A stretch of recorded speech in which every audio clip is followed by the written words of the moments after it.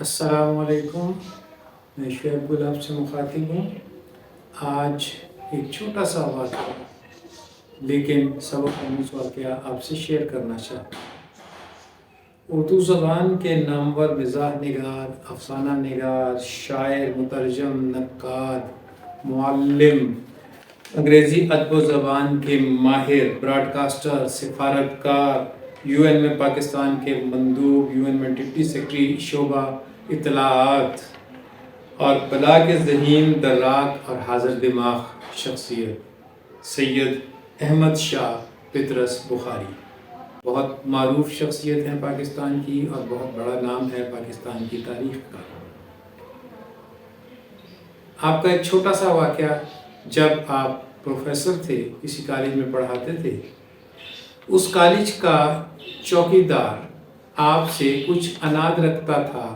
اور آپ کی پشت پر آپ کو برا بھلا کہتا تھا۔ ایک دن ایک ساتھی پروفیسر نے پطرس سے کہا کہ پطرس،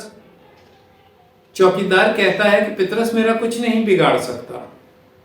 اس پر پطرس بخاری نے تاریخی جواب دیا کہ وہ سچ کہتا ہے، اس کے پاس نہ شہرت ہے، نہ عزت ہے، نہ غیرت ہے، تو میں اس کا کیا بگاڑ سکتا ہوں۔ بڑی گہری بات پطرس نے کہی اور یہ بات کہہ کر وہ اپنے کام میں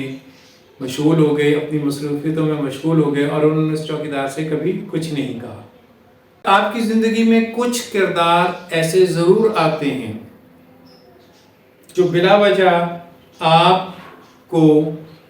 برا بھلا کہتے ہیں اور خود ان کے اپنے اندر کوئی خوبی، کوئی صلاحیت نہیں ہوتی، ان کے پاس کھونے کے لیے کچھ نہیں ہوتا، لیکن وہ آپ کا راستہ کھوٹا ضرور کر سکتے ہیں۔ لہٰذا ایسے لوگوں پر توجہ کیے بغیر